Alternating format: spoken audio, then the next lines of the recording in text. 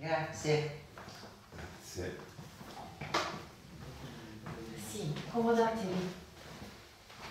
Marco. Grazie, grazie. Buongiorno. Buongiorno e benvenuti. Oggi ci ritroviamo tutti quanti insieme qui a condividere questo incontro che avete voluto voi fortemente. È stato un desiderio che avete espresso voi, che questo incontro si realizzasse. Noi vi abbiamo incontrati separatamente. Da una parte abbiamo incontrato a lungo Marco e altrettanto a lungo abbiamo avuto altri incontri con Maria e Francesca, perché questo incontro di oggi potesse realizzarsi nel miglior modo possibile, con la consapevolezza giusta, anche se ci rendiamo conto che è fortissima l'emozione di essere qui gli uni di fronte all'altro. Sì, per me lo è, sono 13 anni che aspetto questo momento. Figlio mio, stati tranquillo. Ricordati, noi qua siamo un papà e una mamma. Presto sarò anch'io un genitore, perché c'è mia moglie che aspetta una bambina e quindi mi sento anche io più maturo e cambiato.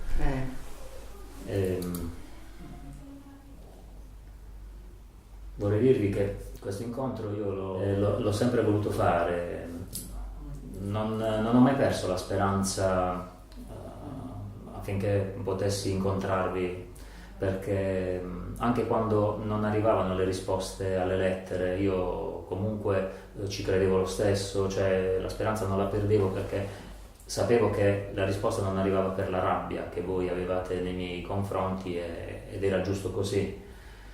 Però ho comunque continuato a sperare, perché mi rendo conto di quanto sia importante quello che è successo e quindi so che lo pagherò per sempre. Anche noi siamo contenti di incontrarti oggi e devi sapere che noi ti abbiamo già perdonato. Abbiamo perdonato non solo te, ma anche gli altri che stavano nel gruppo, perché abbiamo capito che l'odio non porta da nessuna parte e quindi dopo tanto dolore il perdono è quello che ci vuole. E poi all'inizio devo essere sincera, dobbiamo essere sinceri, vi abbiamo odiato, ti ho odiato, perché era una cosa troppo brutta, troppo dolorosa. Ma col tempo abbiamo imparato veramente che odiare non porta da nessuna parte, quindi, e poi se devo dire la verità, figlio mio, non te la prendere, io non ce l'ho con te, non ce l'ho nemmeno con gli altri ragazzi, io ce l'ho con tua madre, perché lei non ha fatto la mamma come doveva farla, lei è un genitore, lei ha dato la vita e ti doveva dare la possibilità di fare una buona vita e lei questa cosa non l'ha fatta. Io lo capisco che anche lei ha avuto dei morti ammazzati, ha perso delle persone della famiglia e quindi queste cose le ha vissute, però c'è una cosa proprio che non riesco a dimenticare. Io mi ricordo che subito dopo il fatto tutte le mamme del quartiere si erano riunite nel centro dove portavamo i bambini proprio per stare vicine a noi, per la solidarietà, e in quel momento noi non sapevamo niente, ma quasi tutti sapevano chi era stato e c'erano tutte le mamme proprio per essere vicine a noi, ma tua madre non c'era. Non lo sapevo. E questa cosa mi aveva fatto molto molto male. E poi un altro giorno, quando veramente era quasi certo, anche se non c'erano le prove di come era successo il fatto e quindi chi erano stati quelli che avevano partecipato a quella sera, a quel brutto fatto, Tua madre si avvicinò, non c'era nessuno, si avvicinò e mi disse capisco il tuo dolore, io lo capisco. Fu una cosa che così, mi fece molto molto male. Sentiamo tanta rabbia. Sì, io allora volevo sapere la verità. Da chi sapeva, io volevo sapere la verità, volevo che si assumessero la responsabilità, volevo che qualcuno si assumesse la responsabilità del nostro dolore. Questo. Sì. Non si poteva far finta di niente, ecco. Certo. Sì, sentiamo che quando muore qualcuno, la morte arriva anche alle vite di chi rimane ed è un dolore grandissimo dal quale si cerca di trovare scampo perché ci tormenta e quindi qualsiasi cosa si cerca di fare per uscire da questa sensazione di impotenza e di rabbia e sentivamo che nelle sue parole c'era un grande grido per che fosse soddisfatto un bisogno di giustizia. Sì, io volevo giustizia. Io me lo ricordo che andavo casa per casa a chiedere se qualcuno sapeva, andavo in chiesa, a scuola con i genitori degli altri alunni per chiedere, ma io lo sentivo che tutti sapevano, ma nessuno mi diceva nulla. E a un certo punto ce ne volevamo pure andare dal quel quartiere, volevamo andare a nord, emigrare, perché proprio era insopportabile stare a fianco con le persone che sapevano ma non parlavano, era proprio una disperazione. Io non voglio giustificarmi, però è anche vero che molte cose non le capivo, però adesso sono cambiato, come ho già detto prima mi sento anche più maturo e voglio dare un futuro migliore a mia moglie e a mia figlia. Infatti il percorso che ho fatto l'ho fatto non perché mi hanno detto gli assistenti sociali di farlo, ma sono stato io che l'ho fortemente voluto, proprio perché avevo bisogno di riscattarmi. E sto proprio camminando in una strada diversa.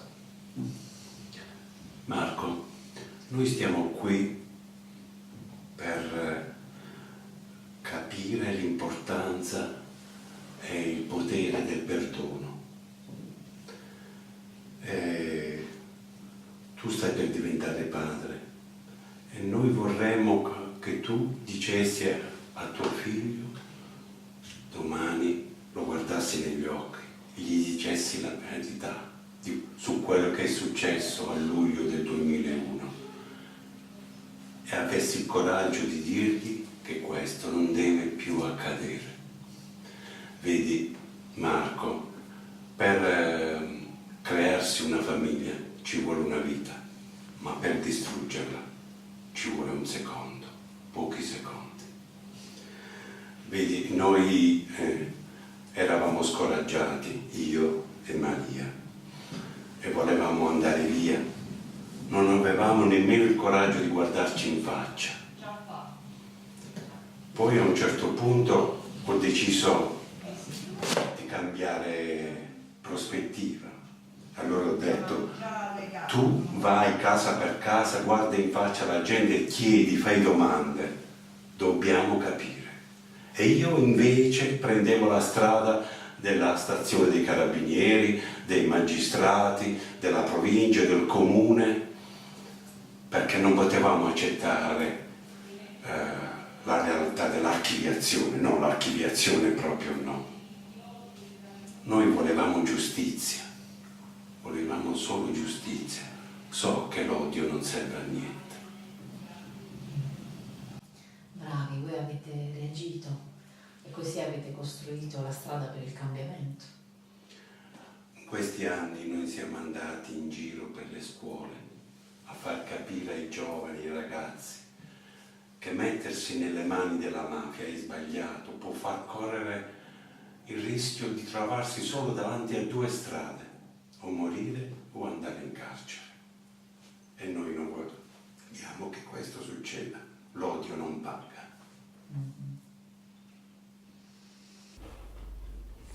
Eh sì, io mi ricordo che quando vi vidi la prima volta dietro le sbarre, io cercavo di guardarvi negli occhi, cercavo di capire, vi volevo chiedere, guardando, ma che vi è successo? Ma nessuno di voi mi ha guardato, io ho pensato che forse vi vergognavate o eravate presi dal senso di colpa. E quella sera, quando è successo il fatto, io ho sentito che qualcosa fuori dalla finestra era successo, ma volevo affacciarmi per vedere, ma invece poi ho seguito quello che diceva Francesco, chiudi la finestra, e quindi non sono riuscita a vedere chi erano i responsabili. Se avessi aperto la finestra forse li avrei riconosciuti. Io soffro ancora per questo. Soffro ancora per questa cosa che proprio non riesco a dimenticare. Sì, figlio mio, io lo so figlio mio. Sentiamo molto forte il peso per qualcosa che irrimediabilmente non può essere più cambiato.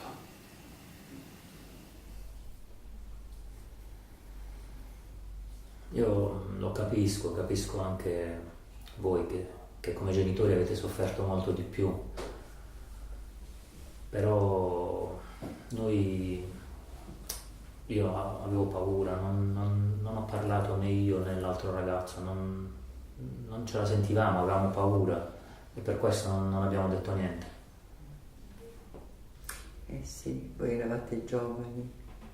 Quanti anni tenevi tu? 19 anni, quell'altro ancora più piccolo.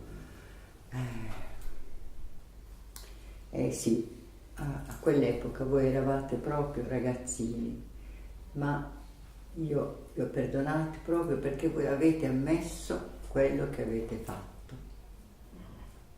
Sentiamo che abbiamo ammesso a un certo punto per Marco non è stato abbastanza, non era sufficiente di fronte a tutto questo dolore. Io sono stato male per questo, non dormivo la notte e non solo al pensiero che il carcere mi aveva fatto perdere i migliori anni della mia vita e quindi li avevo consumati lì dentro, ma anche perché mi faceva male, mi faceva soffrire e stavo male per quello che le persone avrebbero pensato poi dopo, una volta che sarei uscito, perché ormai è una cosa che quella ti segna, ti rimane, non va più via, vieni visto solo per quello. Sentiamo molto forte la paura del pregiudizio. Sì, proprio perché alle persone poi non interessa più Marco, chi è, Marco che adesso è cambiato, rimani etichettato solo per quella cosa che hai fatto. E sentiamo che questo è molto doloroso per te. Ma noi mo ti vediamo per quello che sei, Marco, come una bella persona che ha scelto il cambiamento e che vuole cambiare vita. È questo che ci fa piacere, vederti come una persona. E poi devi sapere che quando noi andiamo in giro, questo fatto del giudizio, anche su di noi la gente lo dice, quando ci vedono camminare, che dicono, no, gli infamoni, perché sanno che noi andiamo a parlare di queste cose nelle scuole, e quindi la gente è fatta così per parlare, per giudicare. Maria e Francesco, sentiamo che questo è doloroso anche per voi.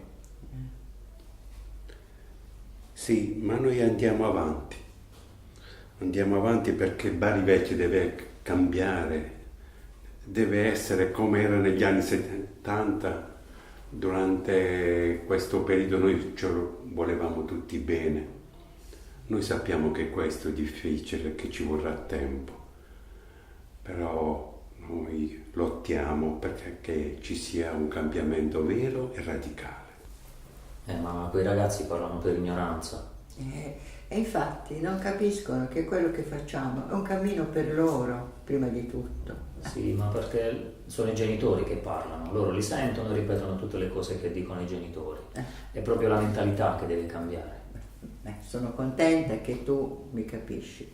Ti ringrazio che trovo una persona come te che mi capisce su questo.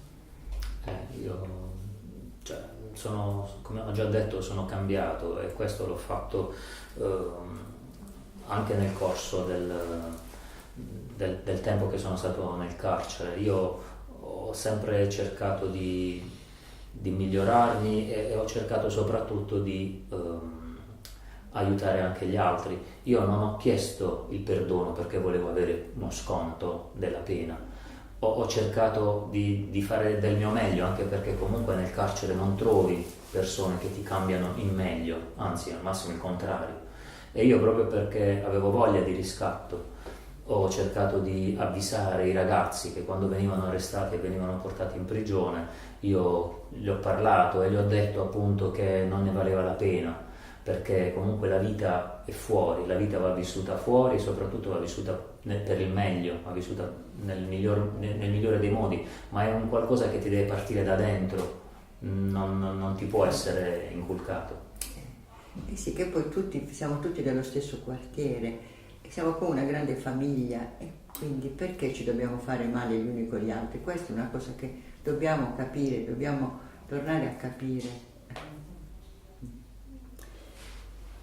E Marco, lo sai, quando noi andiamo nelle scuole, andiamo a parlare ai ragazzi della legalità, raccontiamo la nostra storia, ma io lo dico sempre che per me io non volevo il carcere, non volevo la punizione, tanto per la punizione, io volevo questo che vedo adesso, vedo te cambiato come persona e questa è la cosa importante, è questo che noi andiamo a dire, il cambiamento delle persone. Potessi guardare negli occhi e vedere il cambiamento. Io mi sento cambiato, infatti voglio proprio dare un futuro diverso a mia moglie e alla mia bambina. Tu oggi hai dato la dimostrazione di essere cambiato. So che avete già una ragazza adolescente. Ti raccomando, vi raccomando, state vicini. Questa è un'età molto delicata, questa è un'età in cui bisogna inculcare i valori sani e giusti. A questo punto sento di voler condividere con voi, sentiamo che valga la pena condividere con voi una cosa che Marco ci ha raccontato quando l'abbiamo incontrato in carcere, e cioè che lui si chiedeva spesso con grande senso di responsabilità come poter parlare di quello che fosse successo alla sua figlia acquisita, che è una ragazza adolescente, e quindi come si potesse parlare ai ragazzi di questo. E lui prima ci ha raccontato che già in carcere parlava della sua esperienza ai più giovani e aveva condiviso con noi in uno degli incontri il desiderio di poter incontrare poi anche fuori dal carcere i ragazzi che hanno oggi l'età che aveva lui quando è successo il fatto, e quindi quando poi è entrato in carcere, proprio per portare la sua testimonianza, per raccontare quello che lui ha capito in questo percorso. Io proprio lo voglio fare con il cuore. Sentire questa cosa è proprio un onore per me, mi sento soddisfatta e ti ringrazio. Sono io che ringrazio voi. Hai sbagliato, hai capito il percorso, hai capito soprattutto com'è la vita realmente. Per noi è una rivincita constatare che sei cambiato, e questa è una vittoria per noi anche.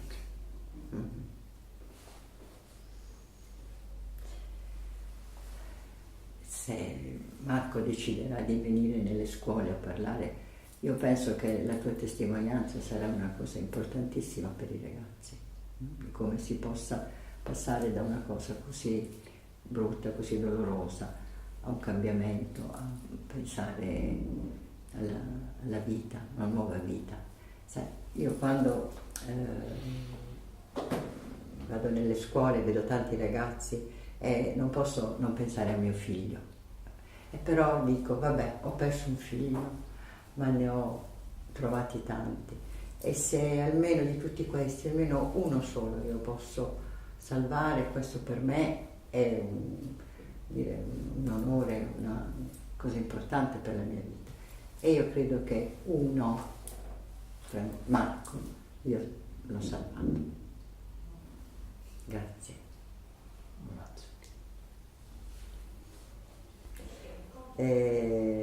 Certe volte mi sembra di sentire la voce di mio figlio che dice: la vita è bella e bisogna viverla qui. Grazie Maria, questa forse è la frase più bella che potevamo tutti quanti portarci a casa oggi. Noi sentivamo di dovervi ringraziare per due motivi in particolare. Uno, perché non è facile essere qui oggi e quindi vi ringraziamo per la vostra generosità e per aver accettato di essere qui adesso.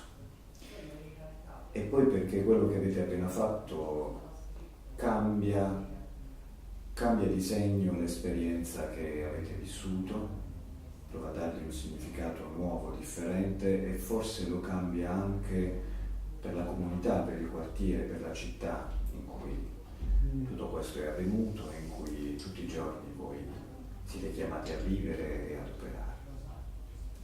Per cui noi vi ringraziamo per questo e vi ringraziamo per quello che da oggi in poi, con la vostra testimonianza, con questo passaggio ulteriore che insieme avete vissuto, potete fare per tutti quelli che sono attorno a voi. E quindi grazie veramente. Grazie a voi. Grazie a voi. Vi salutiamo con affetto. Grazie. Marco, ce ne possiamo andare? Cosa si può chiedere? Sì. Beh, il passato è passato. Anche il papà Adesso, no? adesso la vita deve andare avanti all'insegna di questo cambiamento. Va bene? Ok. Ciao, arrivederci. Ciao, grazie. Ciao.